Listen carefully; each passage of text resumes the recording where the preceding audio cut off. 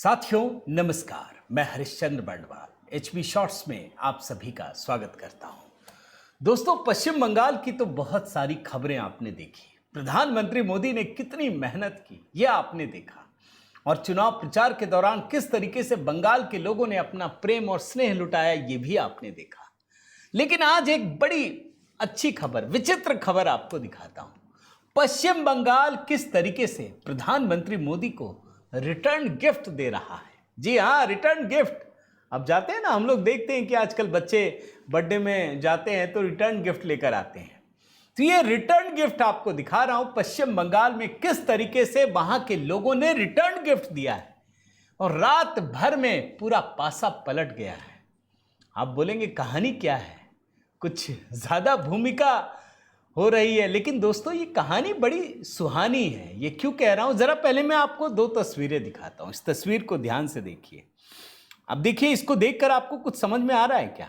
अब चूंकि ड्रेस तो है नहीं, ये लोग ऐसे खड़े हैं, और ये जो इस तरीके से खड़े हैं डिसिप्लिन्ड तरीके से, राष्ट्रीय स्वयंसेवक संघ का जो दोस्तों शाखा लगती है ना, तो शाखा जैसी तस्वीर है ये। आप समझ गए होंगे, कई लोग हैं। दूसरी तस्वीर देखिए, एक इस प्रार्थना को करवा रहे हैं, बाकी लोग भी कर रहे हैं। ये वास्तव में संघ की शाखा है दोस्तों। आप बोलेंगे भाई संघ के लिए तो पूरा देश, पूरी दुनिया में लोग शाखा में जा रहे हैं, इसमें कौन सी बात है, इसमें तो लोग भी नहीं है, कम है, गिने चुने लोग हैं। लेकिन नहीं दोस्तों, ये जहां की तस्वीर है ना, वो बहुत खास है। ये पश्चिम बंगाल के जादवपुर यूनिवर्सिटी की तस्वीर है दोस्तों। ये जो यूनिवर्सिटी है ना, ये लेफ्ट लिबरल का एक सबसे बड़ा गढ़ है। ये उस गैंग का, ये छोटी घटना नहीं है दोस्तों। यहां अगर कोई नाम भी ले लेता ना, तो उसकी हालत खराब हो जाती। उसका क्या होता ये कोई नहीं जानता है। जब भारतीय जनता पार्टी की जीत हुई, तब ये अनोखी घटना हुई है, और ये तस्वीर सामने आई है। पहली बार सुबह सुबह राष्ट्रीय स्वयंसेवक संघ की शाखा लगी है। कर्मचारियों ने भगवे झंडे लहराए, जय श्री राम, राष्ट्रवाद की जय के नारे लगे हैं। इन लोगों ने बाकायदा अपना मार्च भी किया, ये मैं बताऊं।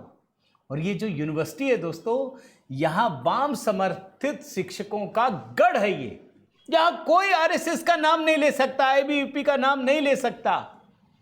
जो तस्वीर आई है उसके मुताबिक यहां के 20 स्थायी और संविदा कर्मचारियों ने 1 घंटे की सुबह की ड्रिल में हिस्सा लिया।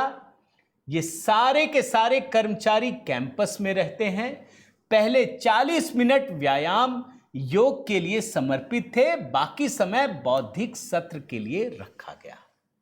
और इसका विषय भारत भूमि कैसे विश्वगुरु के रूप में स्थापित हुई, ये सारी चीजें हैं। अब ये प्रधानमंत्री मोदी से कैसे जुड़ता है, इस बात को जरा समझिए। जब प्रधानमंत्री मोदी दोस्तों पश्चिम बंगाल में आए थे, तो उन्होंने अपना दर्द व्यक्त किया था। ये लेफ्ट का वैचारिक किला है, जादवपुर यूनिवर्सिटी। प्रधानमंत्री मोदी ने बड़े दुख के साथ कहा कि इस यूनिवर्सिटी में देश विरोधी बातें लिखी जा रही हैं। ये वो यूनिवर्सिटी है दोस्तों जहां पर कश्मीर की आजादी और फ्री पैलेस्टाइन के नारे गूंजते थे। ये कश्मीर की आजादी की बात उठती थी वहां पे। आजादी, हम लेंगे आजादी, छीन कर लेंगे आजादी। एबीवीपी का अगर दिख भी जाए ना, तो वो सुरक्षित नहीं लौट सकता था। ये प्रधानमंत्री मोदी तो अपना दर्द व्यक्त करके गए हैं। और देखिए, जैसे ही चुनाव में जीत हुई दोस्तों, मैं यूं ही नहीं कह रहा कि प्रधानमंत्री मोदी को रिटर्न गिफ्ट दिया है। यहां के लोगों के मन में भी देशभक्ति का ज्वार वैसे ही उमड़ता था। यहां के लोग भी अपने धर्म के प्रति जागरूक थे, लेकिन गुंडागर्दी का आलम इतना था कि लोग अपनी भावनाओं को अभिव्यक्त कर नहीं पाते थे। जब भारतीय जनता पार्टी की जीत हुई दोस्तों, और जब जादवपुर यूनिवर्सिटी की ये तस्वीर आई, तब लोगों को समझ में आया कि पश्चिम बंगाल वास्तव में बदल रहा है। ये लेफ्ट की जो भूमि है, वो भगवा झंडे के लिए बिल्कुल उर्वरा भूमि है। यहाँ के बच्चों की सोच भी अलग है। यहाँ के बच्चे राष्ट्रवाद से बहुत ही प्रेरित हैं, यहाँ के शिक्षक भी हैं, और ये उसी की बानगी है दोस्तों। और इसीलिए मैं कह रहा हूं कि पश्चिम बंगाल में भारतीय जनता पार्टी की जीत के बाद जो रिटर्न गिफ्ट मिला है वो जादवपुर यूनिवर्सिटी से मिला है। उम्मीद करता हूं दोस्तों ये वीडियो आपको पसंद आया होगा। ज़रूर कमेंट कीजिएगा, लाइक कीजिएगा, शेयर कीजिएगा। अगर चैनल आपने सब्सक्राइब नहीं किया है तो ज़रूर कीजिएगा। बहुत बहुत धन्यवाद। जय सिया राम।